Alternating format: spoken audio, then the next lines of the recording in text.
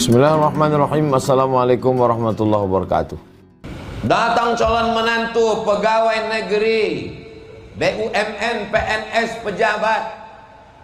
Tengok dulu, kalau duitnya dari korupsi, duit haram, sepiring nasi dari haram berubah menjadi setetes darah.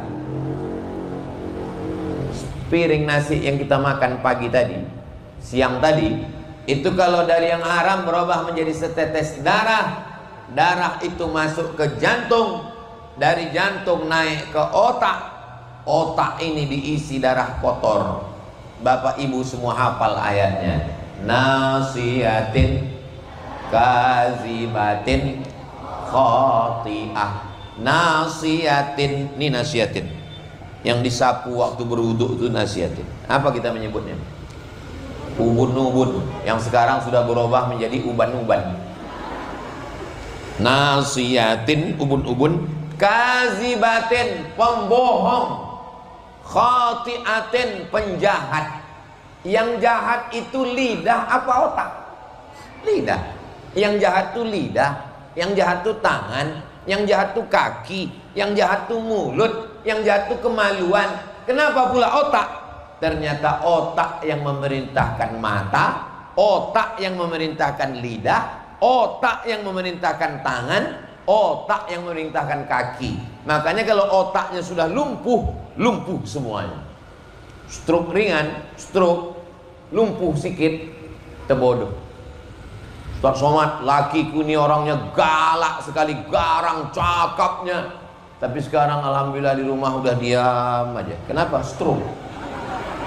Mudah-mudahan yang sakit-sakit disehatkan Allah. Baru kita paham kenapa otaknya jahat. Gara-gara sepiring nasi yang haram. Dari tahun 1970 sampai sekarang orang makan di rumah makan, yummy, rupanya minyak babi, bendanya haram. Ini udah mau dekat-dekat Idul Adha nih. Apa kata kambing kena ejek? Selamat Idul Adha kambing. Selamat Idul Adha ya kambing. Maksudnya sebentar lagi kau kan mau disembelih. Dibalas sama kambing. Diam kau babi. Diam babi. Tahu kenapa babi itu kalau jalan menunduk? Karena dia malu. Emaknya babi, ayahnya babi, atuknya pun babi. Makan minyak babi. Makanan itu berpengaruh kepada otak. Datang orang bertanya ke Buya Hamka, kenapa kalian makan ayam? Padahal ayam pun makan cacing. Kenapa kalian tak mau makan babi? Babilah daging paling enak. Kata Buya Hamka, coba bawakan 2 ekor babi jantan, masukkan ke kandang sama 1 babi betina. Bawakan 2 ekor ayam jantan, masukkan sama 1 ayam betina. Dimasukkan 2 ekor ayam jantan sama 1 ayam betina, bekelahi ayam jantan itu sampai tetes darah penghabisan.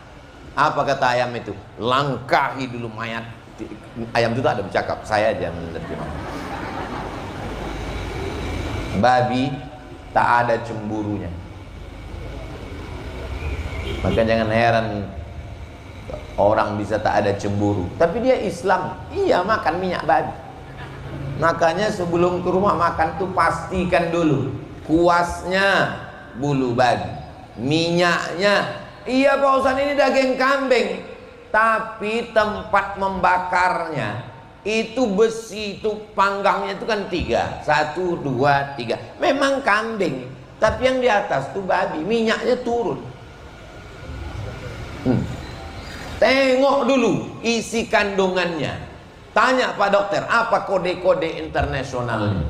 Supaya tak berpengaruh ke otak kita. Makanan. Saya orang kampung. Kalau makanan yang aneh-aneh itu tak berani saya makan. Kalau ditanya orang, kok nggak kau makan? Takut aku mencret ulang.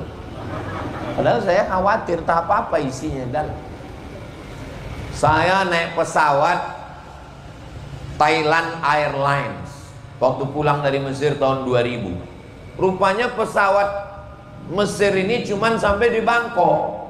Dari Bangkok ke Kuala Lumpur paksa saya naik pesawat Thailand.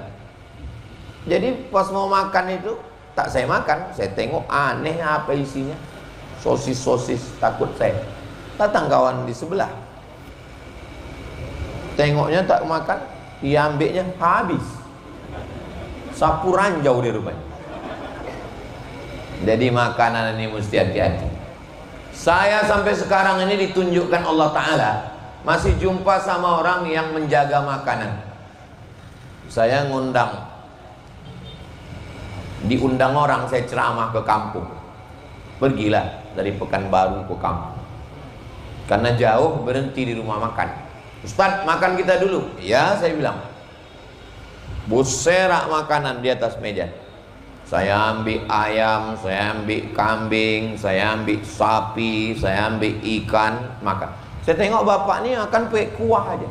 Saya tanya, bapak sehat? Sehat Pak Ustaz. Kenapa bapak nggak makan banyak? Aku nggak tahu entah siapa yang menyembelihnya Pak Ustaz. Aku sudah habis 3 piring. Lama saya terdiam. Dia masih berpikir siapa yang menyembelihnya.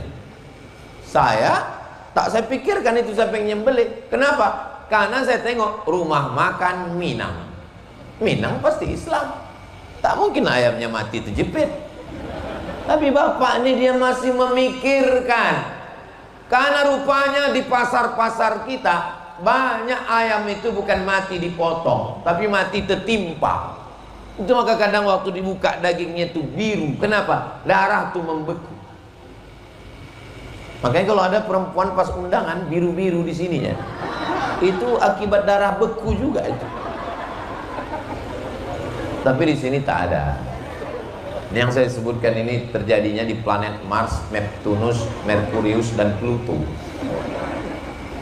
Jadi makanannya hati-hati.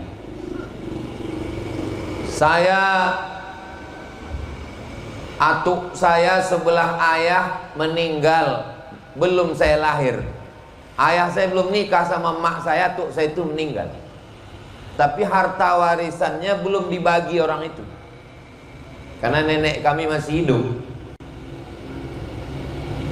Atuk sebelah mak saya masih hidup. Kata atuk saya sebelah mak nih, kau Hajah Rohana, kau, dibilangnya ke mak saya, kalau kau mau bawa Abdul Somad ini ke sana, kau bawa nasi dalam rantang. Kata mak saya, kenapa pula aku bawa nasi dalam rantang? Itu kan nenek dia. Aku takut cucuku ini makan harta serikat. Harta serikat maksudnya harta belum berbagi.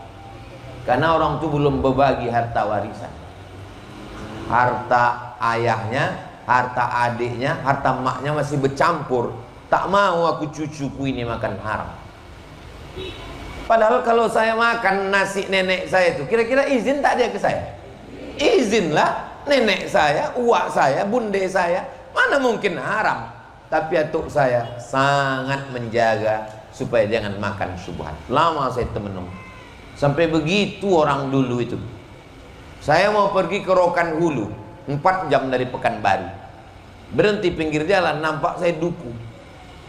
Iya biasa kita, keluarkan duit, ambil.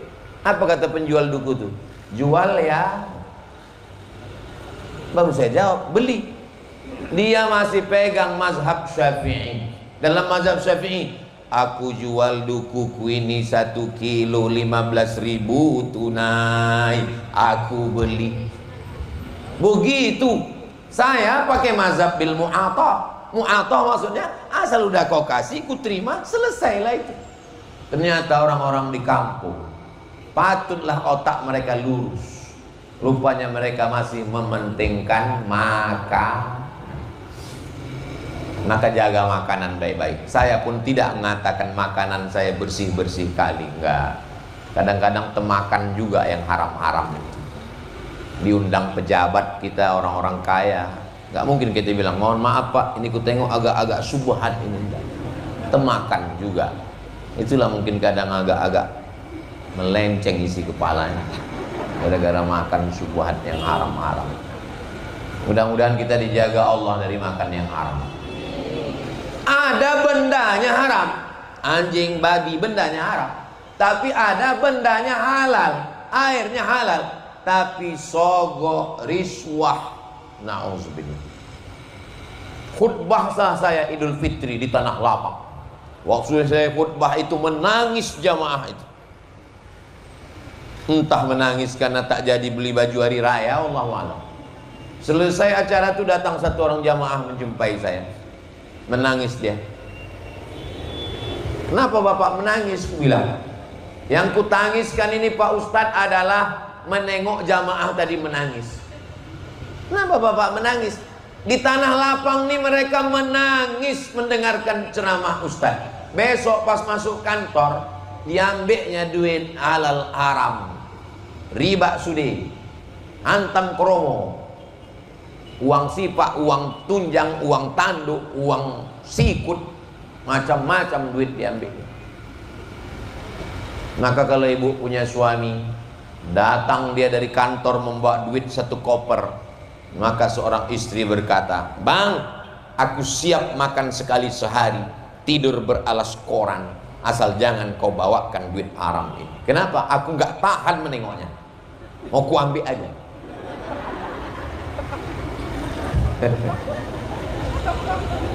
Ustadz tadi dari rumah sakit, saya sarapan pagi makan lontong. Ustadz tadi dari rumah sakit? Iya, aku bilang.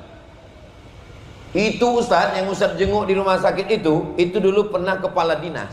Terus waktu itu kami masih jahiliyah, kata bapak. Kami bawakan duit 1 tas sama dia. Waktu itu anaknya kuliah di Australia. Saya bilang, "Pak, anak bapak kan kuliah di Australia. Iya, dolar kan mahal ya. Nih, kasih kami tender supaya kami dapat proyek." Apa kata bapak? "Saya tidak mau mengasih duit anak saya makan." Masih ada manusia yang model-model begitu.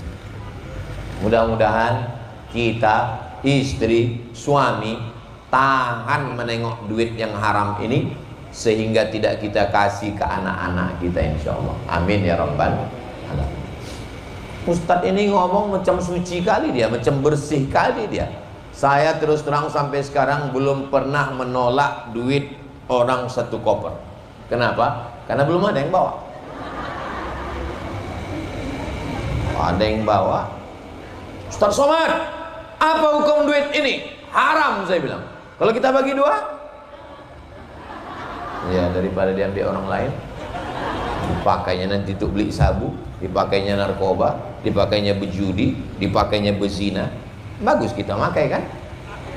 Nah, setuju pula orang. Belum selesai pengajian, orang selalu berpikir begitu. Daripada diambil orang, dipakainya berjudi, dipakainya berzina, bagus kita yang ambil.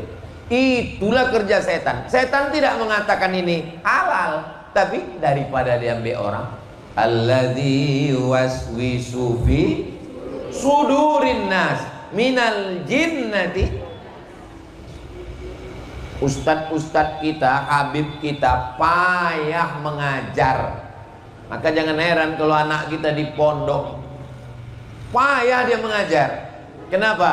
Karena akibat banyak makan haram. Walaupun nasinya halal, berasnya halal, tapi karena dibeli dari sogok, dari riswah, dari macam-macam.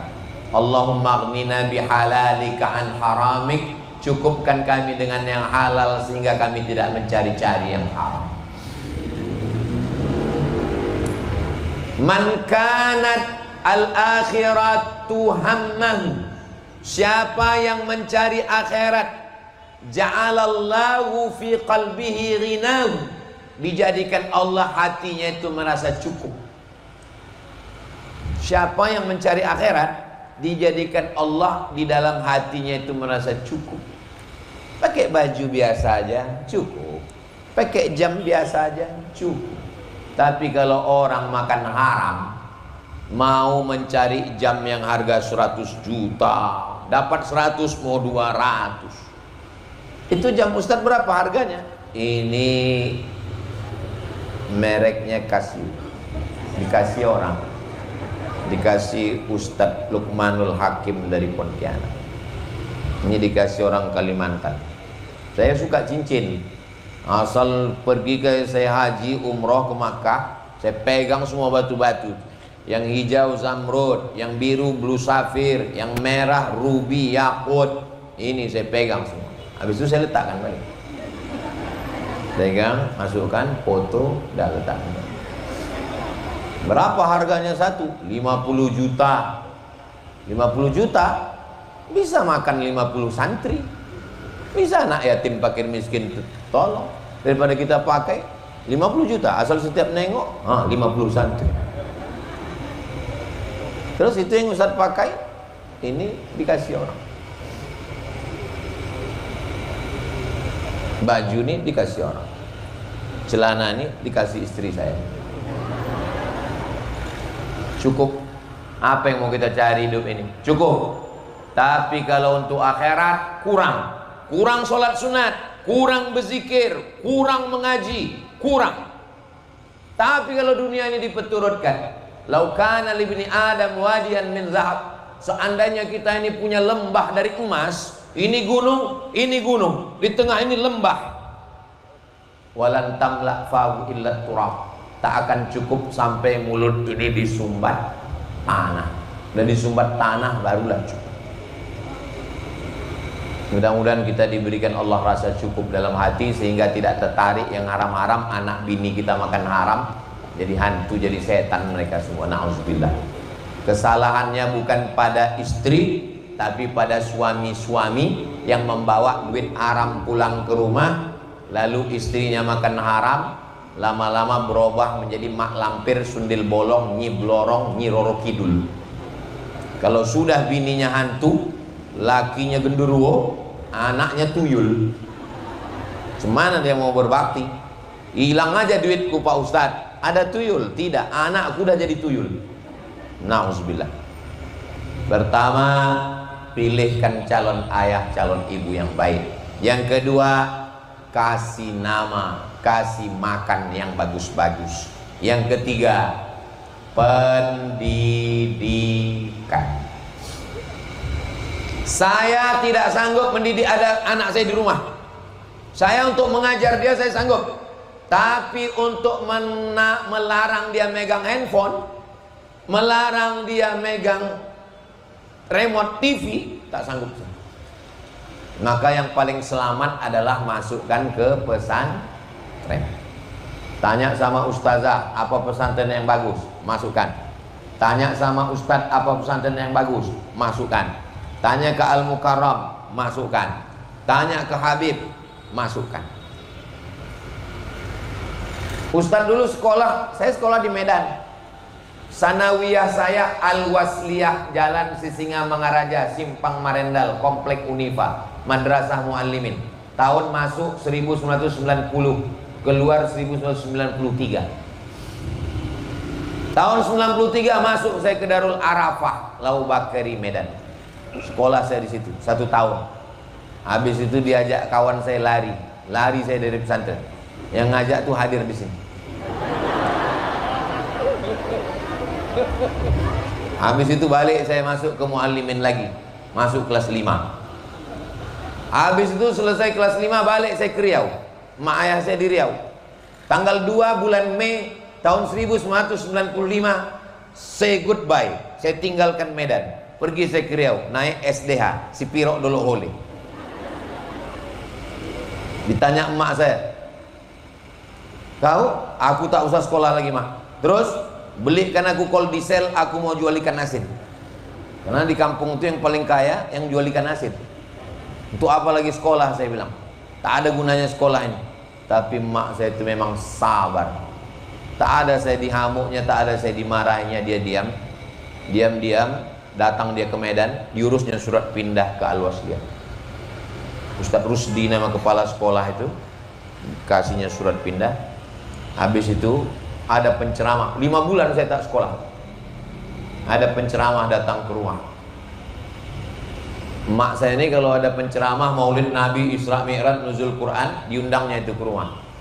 Kasihnya makan, kasihnya minum.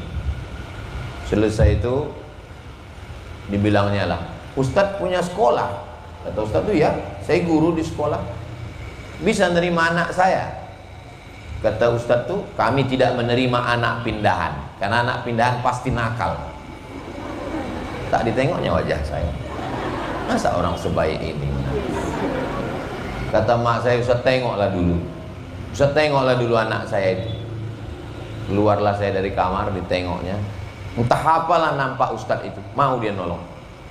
Diterimalah saya di madrasah Madrasah Nurul Falah Air Molek Indragiri Hulu Riau.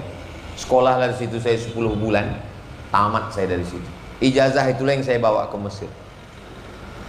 Andailah mak saya tak mengurus saya, ini saya sampaikan ke ibu, mana tahu anak ibu ada yang nakal macam kawan-kawan saya itu. Maka jangan cepat diputus sekolahnya. Rayu-rayulah dia macam mak saya merayu saya. Sekolahlah kau nak. Seandainya waktu itu mak saya tak mau tahu, tak usah kurus sekolah kau, maka mungkin udah jadi hantu saya sekarang. Akhirnya diurusnya sekolah saya. Berangkat saya ke Mesir. 4 tahun saya di Mesir tak pulang. 2002 baru saya selesai kuliah. Habis itu saya lanjut lagi ke Maroko. 2 tahun saya tak pulang. Setelah saya punya anak, rindu sama anak ini. Ibu kalau berpisah sama anak rindu? Bapak rindu? Laki-laki memang tidak berkata-kata. Laki-laki itu diam, langsung gila. Kalau perempuan dia bercerita, kalau laki-laki enggak, diam, lama-lama lewat sudah aku senyum deh.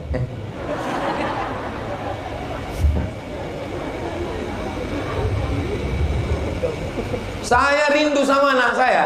Maka setelah saya punya anak, saya tanya mak saya, mak tak rindu sama aku?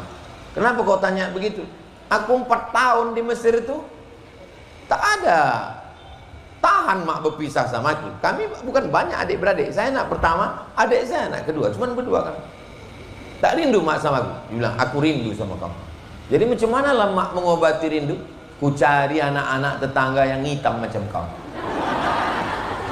Cari anak-anak itu yang hitam, ku bawa ke rumah, ku kasih makan, ku belikan baju, ku kasih duit, lepas rinduku sama kau. Setelah dia umur agak-agak 70, saya daftar S3 ke Sudan tahun 2017. Saya mau nakut-nakuti dia, mau saya prank dia. Saya bilang, mak, ya, aku daftar S3 ke Sudan. Karena kalau aku tak daftar S3, pangkatku tak naik 4A, cuman 3D ini aja lah. Aku wajib S3. Tapi nanti kalau aku pergi ke Sudan 2 tahun aku ke sana. Mak udah 70. Aku S3 atau tetap di sini tak kuliah? Apa kata dia? Pergi kau kuliah. Aku tahan hidup sendiri. Masalah mati itu dimanapun mati. Mati tak bawa anak. Tapi kalau kau jadi orang, doa kau mengalir untuk aku. Makanya di balik laki-laki yang hebat ada ibu yang luar biasa. Saya yakin dan percaya kenapa mereka ini hebat-hebat, dokter, polisi, tapi suka buat pengajian, sayang kepada ulama. Pastilah nama ibu Latifah almarhumah. Latifah artinya orang yang lembut dengan kelembutannya. Inilah yang mau ditularkan ibu Fatmah. Beliau tidak mau cuman ibunya saja, dia tidak mau cuma dia saja, dia mau ibu-ibu semua di Medan, di Sumatera Utara, di Indonesia ini. Walaupun saya sekarang tausiahnya di Majelis Ta'lim Al-Karim Latifah, tapi ini ditonton, tengoklah kamera itu banyak kali di belakang. Tak apa-apa aja channel-channelnya. Mudah-mudahan kamera ini hidup. Soalnya di beberapa tempat banyak kamera, pas diminta rupanya mati. Pas ditanya, hidup kamera kalian nih, mati pak. Terus kenapa kalian pasang banyak? Untuk gaya-gaya aja. Maka jangan lupa pendidikan. Anak saya pendidikannya wajib masuk pondok. Anak adik saya, keponakan saya, aku bilang, kau urusan pendidikan anak kau ini aku mengarahkan. Kau yang perempuan, kau masukkan ke pondok. 6 tahun tamat. Tahun ini mau ke Mesir, doakan supaya lulus ke Mesir. Adiknya, aku bilang kau mesti ngapal Quran.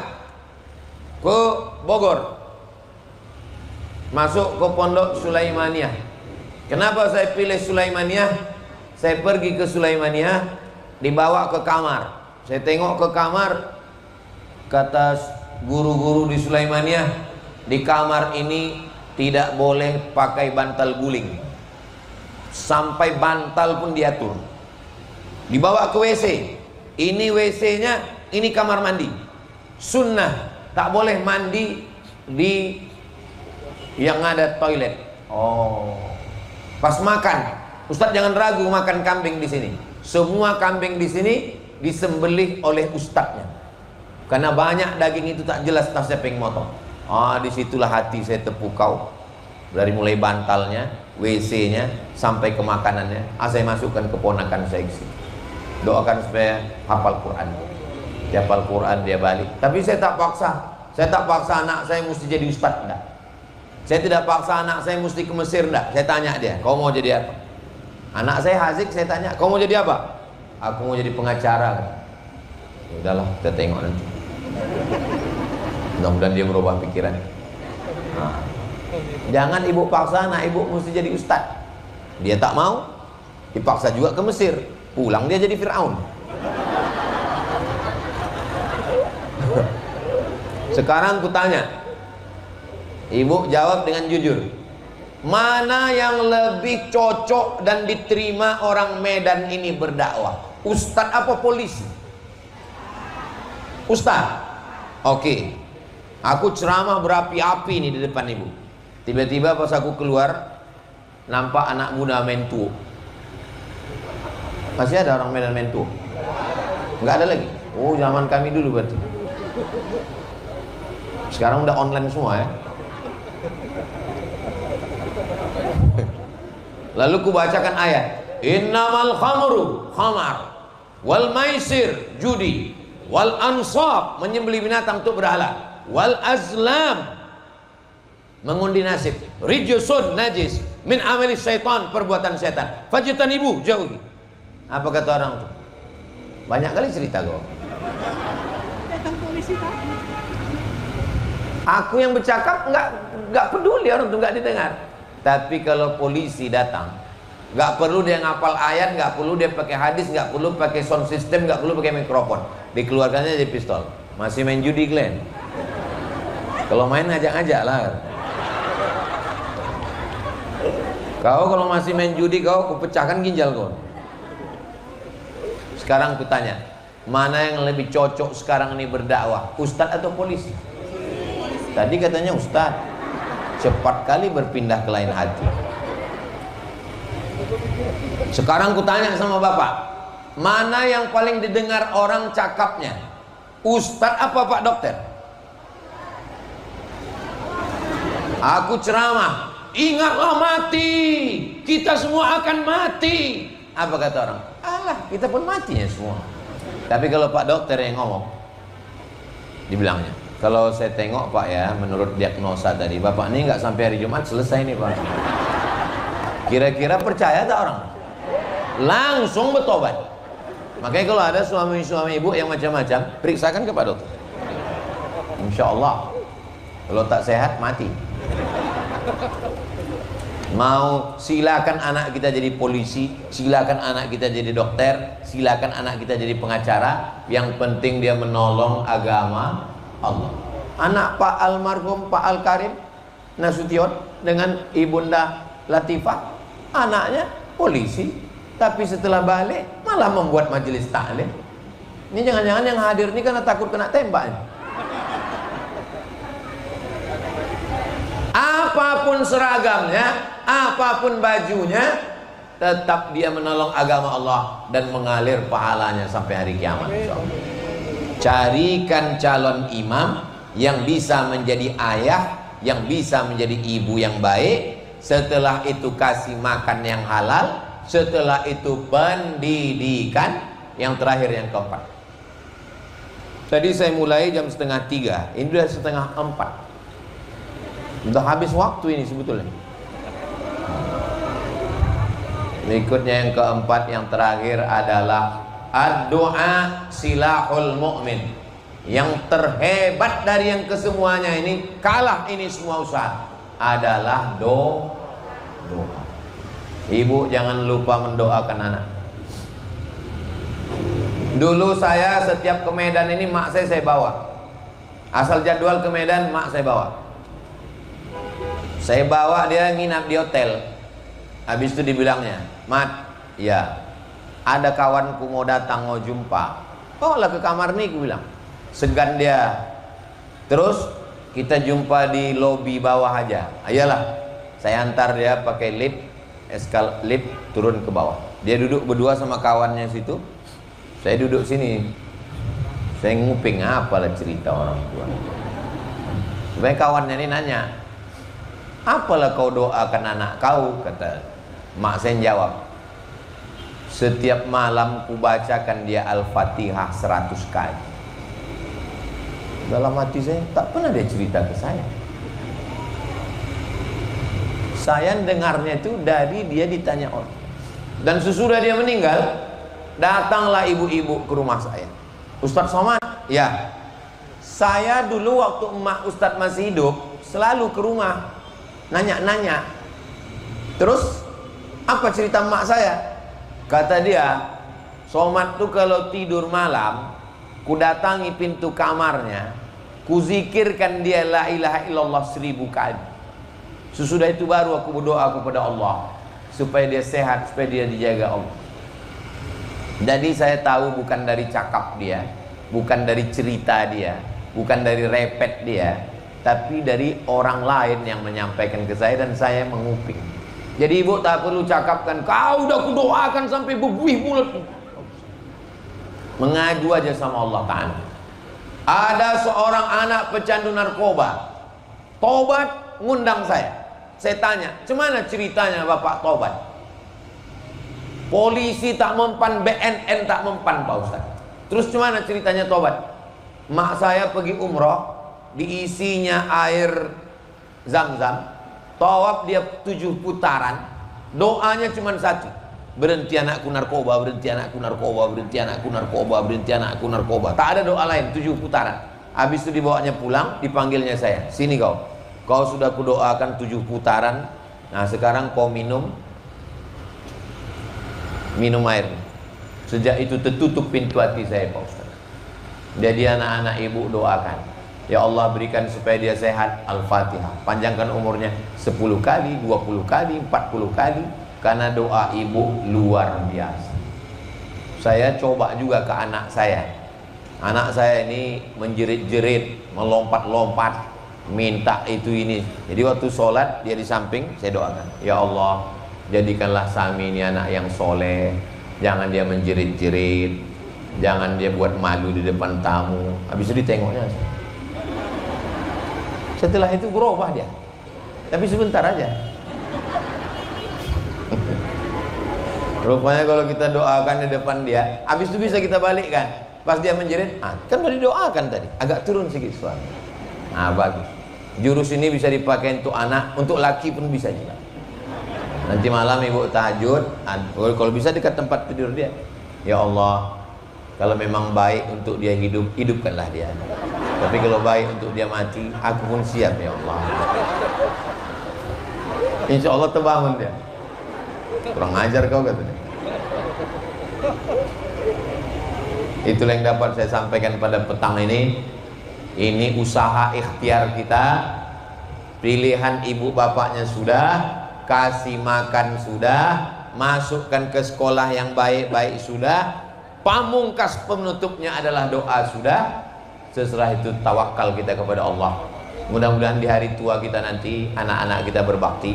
Dan sesudah saya mati, saya mau anak-anak saya macam anak-anak Bapak almarhum Pak Al-Karim dan Ibu Latifah. Mereka mengenang kita dengan membuat majelis ta'lim, insyaallah. Amin ya rabbal alamin. Itulah yang dapat saya sampaikan. Terima kasih segala perhatian. Mohon maaf segala kesilapan dan kekhilafan. Saya tutup dengan pantun penutup, menangkap puyuh di Bukit Selasih. Thank you dan terima kasih.